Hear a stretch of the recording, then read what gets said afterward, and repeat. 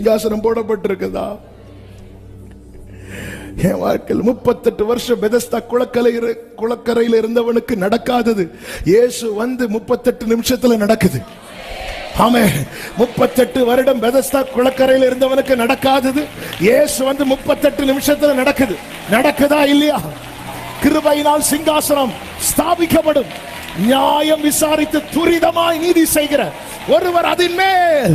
எல்லாரும் சொல்லுங்க, என் கூடாரத்தில் நியாயாதிபதியாய் உண்மையோட வீற்றிருப்பார். என் கூடாரத்தில். இந்த வசனத்தை அப்படியே எடுத்துக்கொள்ளுங்கள். உங்களை ஒடுக்குகிறவனை பார்த்து சொல்லுங்க, ஒடுக்குகிறவன் ஒளிந்து போனா. இது தேவன் நிர்ணயித்தது. இதுதான் நடக்க போகிறது.